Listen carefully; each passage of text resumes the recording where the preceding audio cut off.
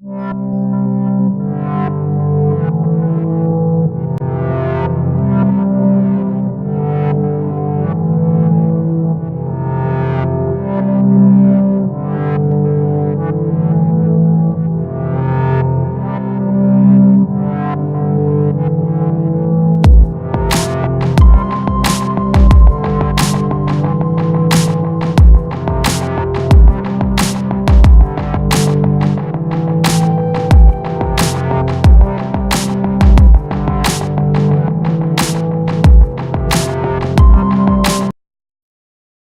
a universal basic income. What do you think about this?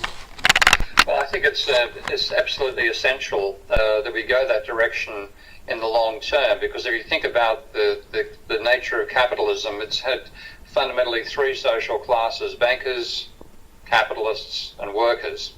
And for the last 2 centuries, the workers have obviously been the weakest of those three social classes. The one thing that gave them a capacity to share some of the income we generate on this planet was the fact that labour was essential for production. And where we're going now is to a world we've never been in before, where the vast amount of labour can be replaced by automation. And this is not something which can be compared to the Fordist period, where you started getting production lines and so on being used to produce output. The production lines necessarily had to have workers attached to them. This future we face is one where basically robots and computer power can replace respectively unskilled labour and clerical work, leaving only a tiny amount of work that actually requires direct human work, and mainly highly skilled design or service factors such as massages, which can't be given, you don't want them to be given by a machine. But this, I think, in the next 30 to 50 years, we're going to see that become quite feasible. The vast majority of output can be produced without labour input. And in fact, I think at some stage we have to go that way, because we have to take production off planet. So when that happens, the power, the remaining source of power that labour has to share in part of the surplus we generate on the planet, their power will be immensely weakened. So we face either a dystopia in which the vast majority get no income or a trivial income, or a potential utopia where we say, well, we now have to share the capacity we have to produce more outputs than inputs, courtesy of our exploitation of the energy we find in the universe. We have to share that, and a basic income is the best way. The basic point here is that demand, the level of output we produce in a capitalist economy depends upon expenditure. There's a basic identity that applies in economics in general, that your spending becomes somebody else's income. So your expenditure, therefore, generates somebody else's income. Now, the neoclassicals tend to have this the wrong way around. They effectively believe that production generates demand. That's the classic Say's law argument that supply, which is production, generates its own demand, which is effectively consumption plus investment. In fact, it's the other way around. If you don't spend, nobody will get the demand necessary to produce output. So expenditure is vital.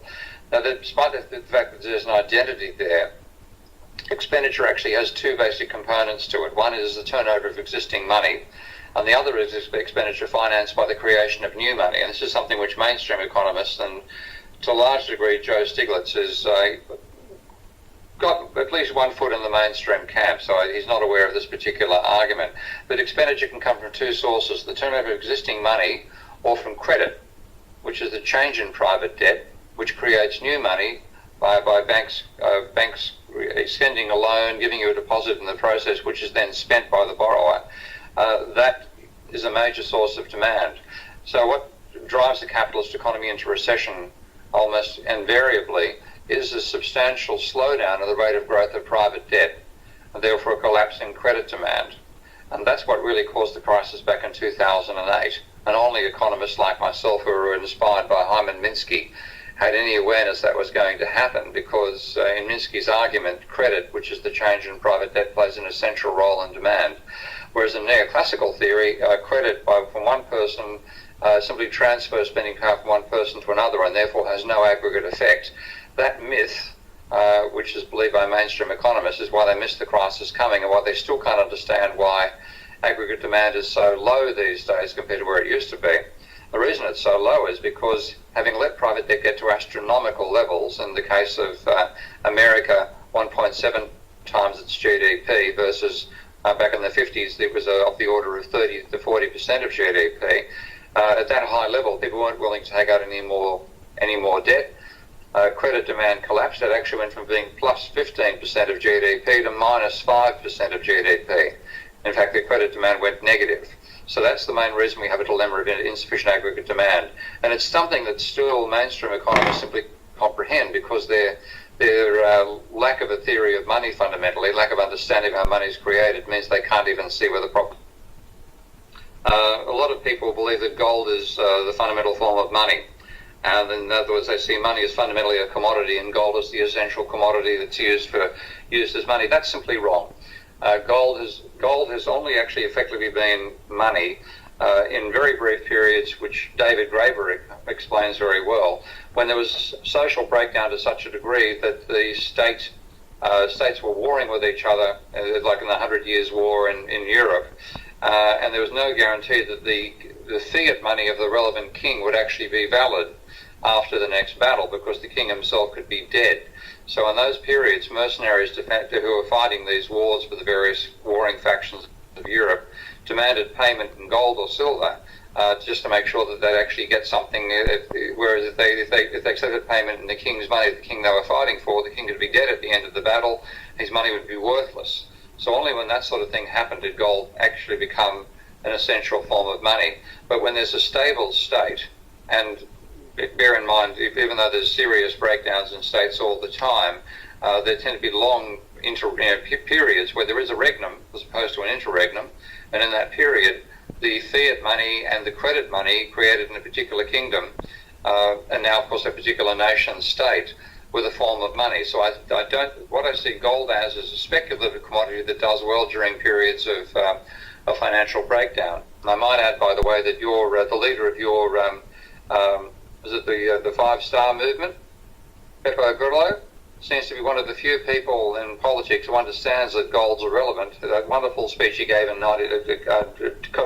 comedy speech he gave in 1998, where he said gold is effectively we dig it out of one hole, we put it in another hole. One to build the bank, which is the second hole over the first hole, and be done with it. I thought it was a brilliant send-up of the arguments that gold is money. So I'm not going to address the question of gold. The question of relationship between China and America. I went to China in 1981, and I saw the state of its industries, which were woeful under the centrally planned system they had back in those days. But it was during the transition where Deng was getting in power, and the objective was to effectively enable a commercial culture to grow in China. In general, I didn't think much of what I saw happening on that front under the plans in most of the country. The one exception was seeing the free trade zone in Shenzhen, which at that stage was literally still being built. They were still laying the concrete for it. And the plan in Shenzhen was to exploit a loophole in the American trade laws that enabled the multinational to export inputs from America to a third world country, have them assembled there and re-exported back to America without paying any tariff. And the Chinese knew of that law. They were going to exploit it. And they also had a requirement that any American firm that opened up business in Shenzhen had to have a Chinese partner.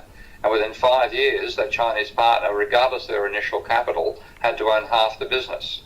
So China deliberately built a capitalist class in its country, using the Americans being tempted by incredibly low wages to hire relatively unskilled labor in China. But the engineers around the Communist Party also wanted to get their hands on Western technology as fast as possible. And they did that brilliantly. So China really did steal the jobs of working class Americans, as Trump's been alleging for some time, quite consciously and quite successfully. And that is a major reason why you have so many unemployed Americans and so many of them voting for Trump, because though it benefited the new capitalists of China and definitely the workers of China, and China's definitely benefited and dramatically improved the standard of living of its people through doing it, the American working class were the ones who paid the major price because their jobs are exported across to China. So that's the major link I see happening right now, and it's going to be a major issue in the future because China has had quite a dramatic increase in its standard of living. I've been to China several times in recent years. I've seen the standard of living of the majority of people living in those cities. It's quite comfortable. It certainly isn't fully American standards on average, but it's quite a comfortable living.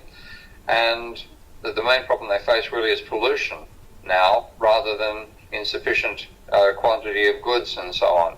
So I think there's going to be a trade war between the two. I think Trump's going to force one over the whole issue of China, as he says, as he puts it, stealing American jobs. He's quite right. It's now a question of how China responds, and it can no longer take that huge advantage of lower wages it once had, because its standard of living, in terms of its cost of living versus the wages, is substantially higher now. So we're in for a trade war. The Great Depression was also caused by excessive private debt, leading to a collapse in credit demand, and that eliminated aggregate demand during the Great Depression. If you take a look at the level of private debt in America and normalize it so that it's comparable to data from the 1950s on, when the Federal Reserve has been quite recording debt in quite a standardized way, the level of private debt in America as a ratio of GDP rose substantially from 1930 to 32, while at the same time the actual amount of debt was falling. So the ratio rose because the GDP fell much faster than debt did, and the major reason for that was that the debt was mainly held by American corporations at the time, and as Irving Fisher put it, they were forced to liquidate because of the collapse in demand. When they liquidated to sell their goods more easily, they cut prices to try to make sure they got demand through the individual doors rather than their competitors. Because everybody did it, there was actually there was a decline in demand with falling prices and falling output as well, far exceeding the cut in debt that they managed to do by that liquidation sales. And as Irving Fisher put it, the more people paid, the more they owed. In terms of the aggregate level of debt fell, but the debt ratio of that debt to GDP rose. So that was the crisis back in the 1930s. Now what we've done since then is completely ignore the lessons that Irving Fisher learnt at the time and passed on to Hyman Minsky fundamentally. That first of all, they need to think about the economy as a non-equilibrium system, and secondly, include credit and debt as essential parts of a capitalist economy. By forgetting that, under the leadership of the neoclassical school of economic thought, particularly when you're having Alan Greenspan and Ben Bernanke as respective chairmen of the Federal Reserve, they completely ignored the rise in private debt.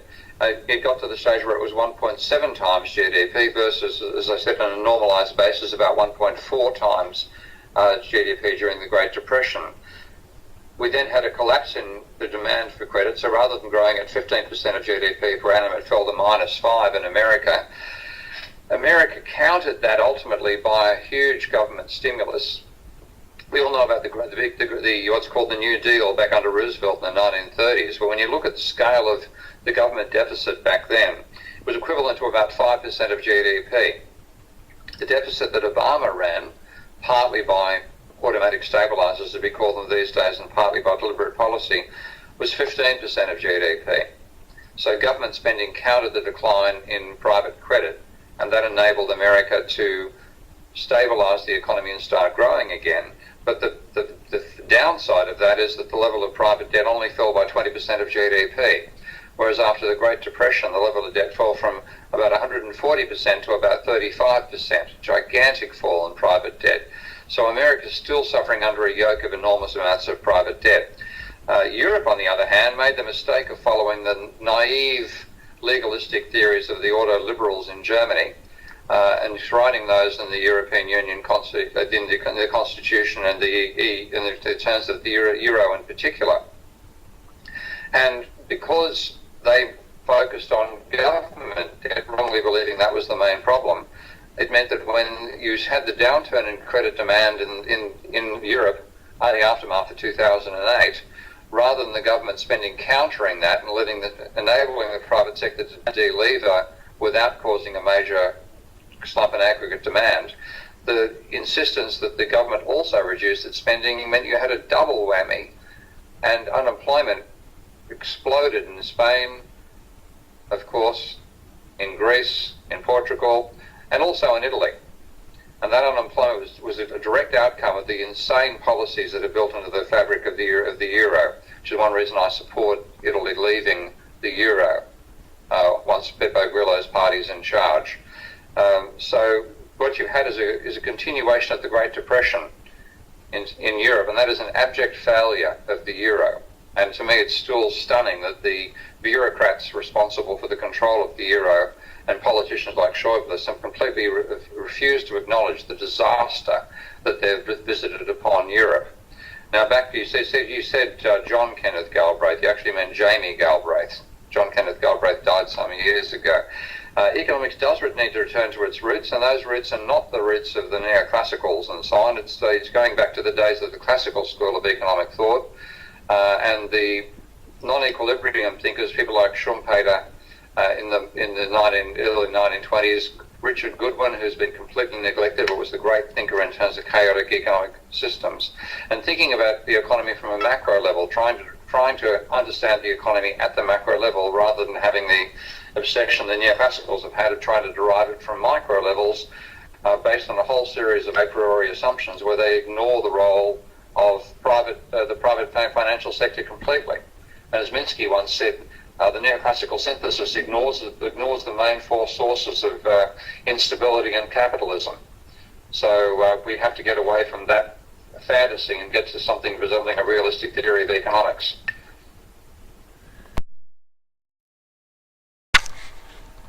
Well, we definitely need a theory of capitalism which acknowledges that it has money. And one of the great ironies of economic theory that most people outside economics would not believe, but it is absolutely true, is that economists have convinced themselves that they can model capitalism without including banks, debt, or money. And one of the most emphatic instances of that occurred last year in a debate that I had with Paul Krugman, and of course is a Nobel Prize-winning economist, and he was criticising my criticism of his work and talked about me including banks in my model of macroeconomics. And he literally said at one stage he was all for including banks in stories where they're relevant, but why are they, say, relevant to a story about debt and leverage? Now, any non-economist would throw their hands up in horror and say, you can't possibly believe that. But that is nonetheless what conventional economists believe. And Stephanie Kelton, a good friend of mine at Kansas City, is another developer of modern monetary approaches to economics. She recounted a story when she was a graduate student at Cambridge, being lectured by a very famous neoclassical economist, and asking about banks and money. And his reply was that and this is a quote from that lecturer, which Stephanie put on her New Economic Perspectives blog just last week, he said, if you're the sort of person who think money is important, you're probably also the sort of person who enjoys beating yourself with a rubber hose. In other words, they regard any interest in economics as a sign not of money in banking and economics, is not a sign of wisdom, but a sign of being kinky, mad, stupid.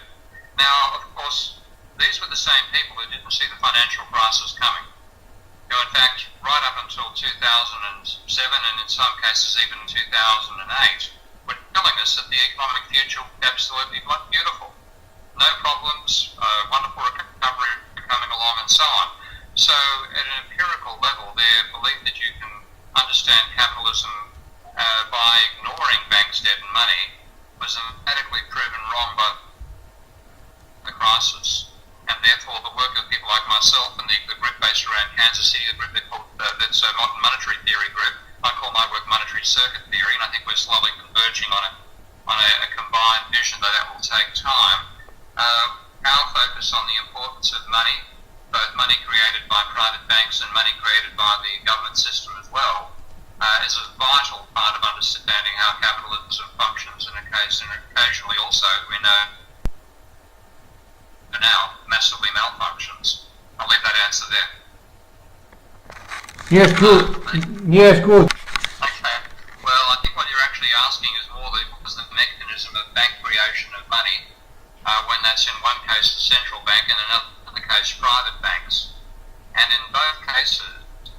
create money by creating debt.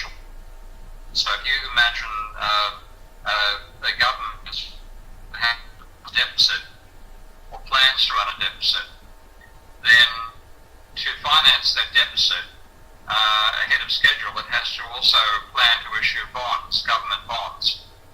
And the sale of the bonds then generates the money that is needed for financing their expenditure. Now, it's a complicated mechanism, and I have a slightly different take to the modern monetary theory approach thus far on this issue. They tend to argue you should combine the Treasury and the central bank into one unit. Now, technically speaking, that's not how banking actually operates. It's government banking. The Treasury and the central bank are separate entities. Good. And what do you think about the Euro bonds? Euro bonds, I'm afraid, that is a different issue entirely, which is the soundness or otherwise of the European financial system. And I think that system is always unsound because the crazy aspect of the European situation is that, as I was saying, explaining in that story about money, you have to have both the Treasury and a central bank to have a functional government money creation system. And the Euro bonds were set up in such a way that you have a central bank, but you don't have a Treasury. And therefore, you have enormous problems in actually financing the expenditure of European governments, which is entirely inflicted by the Maastricht Treaty. Well, this is actually something I think you're probably better off asking somebody from the modern monetary theory group than me, because I have a more complex picture of that than they do. I think this is, I'm sorry to say this, but the questioning you're going down is something which the modern monetary theory group, like Stephanie Kelton, is much happier expanding on than I am. My focus is really on private money creation, and I'm extending my work to include government money systems, and I've done that at a technical level, but I'm not yet satisfied with how I put the whole argument together. So really, to get a type of answers you're asking, you'd be better off approaching Stephanie Kelton at this stage and approaching me later. It's another case where America is going to impose an injury on itself that it doesn't have to impose.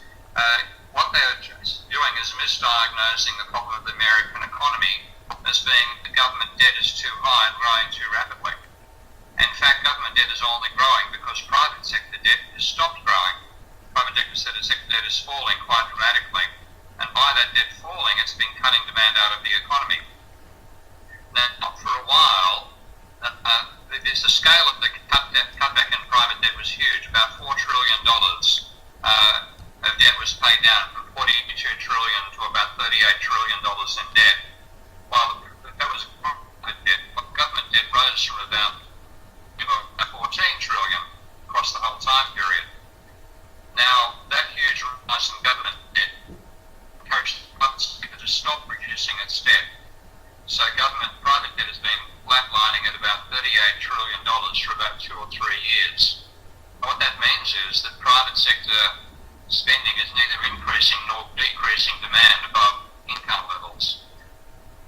Now, if the government sector decides to try to reduce its deficit, that could actually encourage the private sector to start reducing its debt once more. And this happened back in 1937. The Roosevelt government decided the worst of the Depression was over in 1935, and it decided it had to reduce government spending, and it reduced its deficit. And when it started to reduce its deficit, the private sector, which had actually been borrowing money for the previous 2 years, began to reduce debt once more. And the impact was that unemployment rose from having fallen from 25% to 12% of the population, rose back to 20% again. So they had a double dip back into the Great Depression.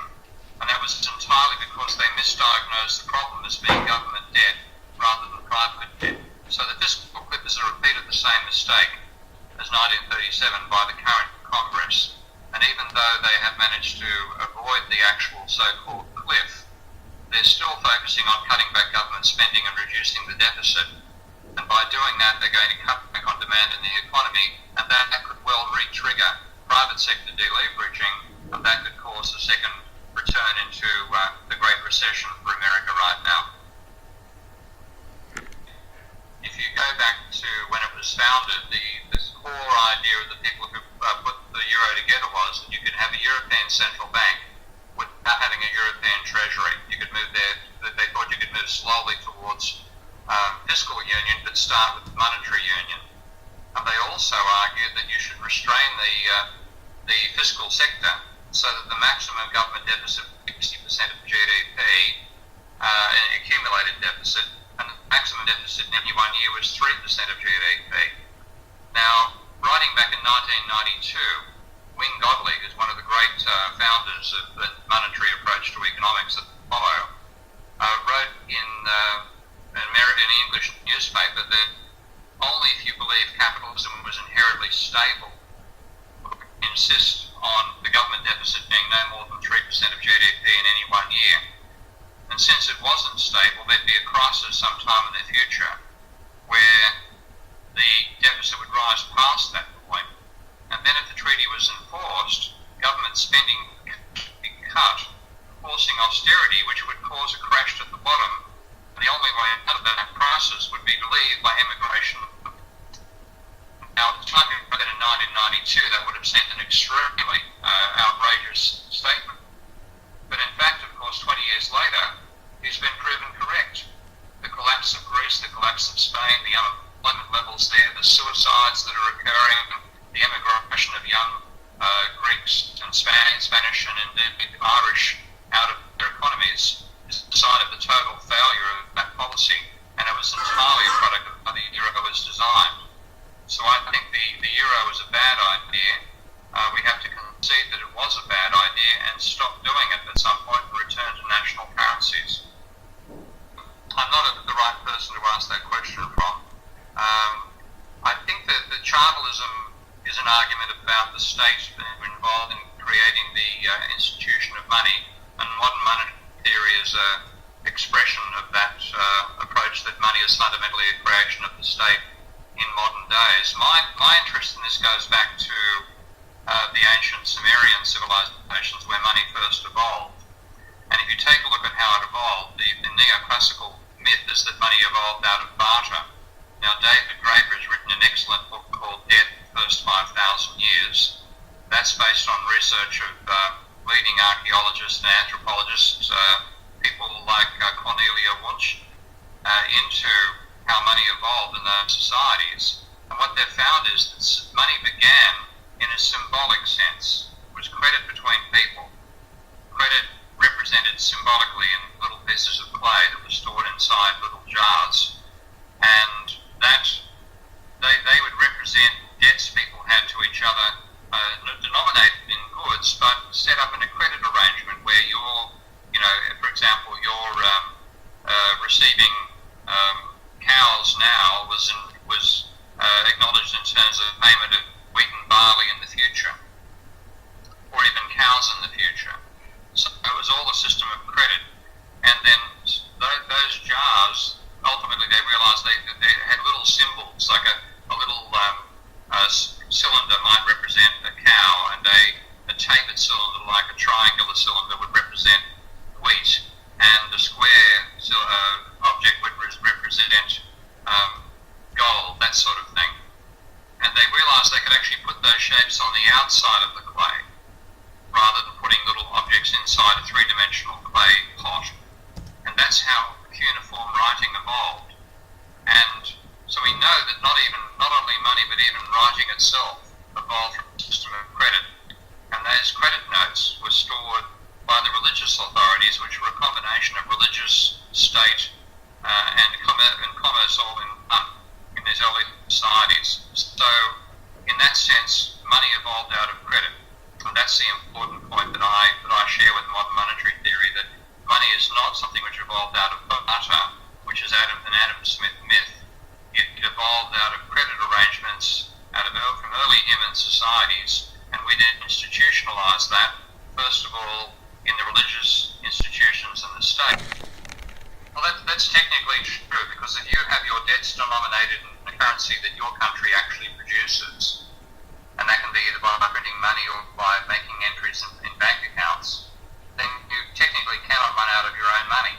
So if you have issued government bonds denominated in US dollars, promising payment in US dollars, you can never fail to pay the US dollars, because it is simply a bank entry to credit somebody's account with dollars interest in US dollars by the party that issues those bonds and issues the money.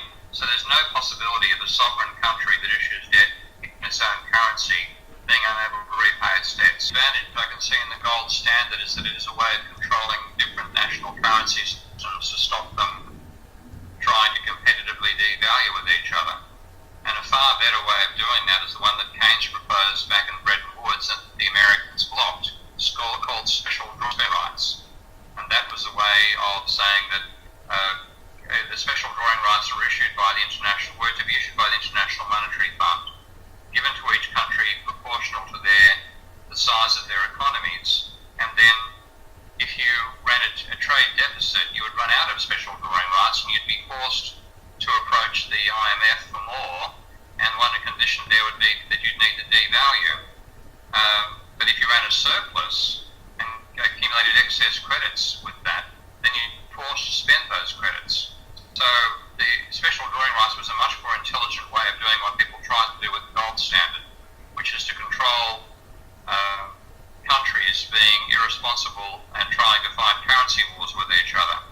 But I don't believe you can go back to anything like the gold standard in a strict sense, because if you tried to use gold as money, imagine trying to pay for an book from Amazon by sending Amazon a sliver of gold.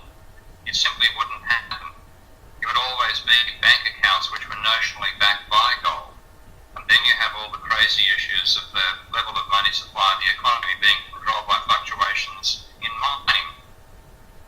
It is a silly idea of trying to make money into commodity when fundamentally money has always been based on trust and social institutions. And what we need is social institutions where that trust doesn't break down, rather than the system we have now, which is enabled to break down because banks have abused that system of trust by creating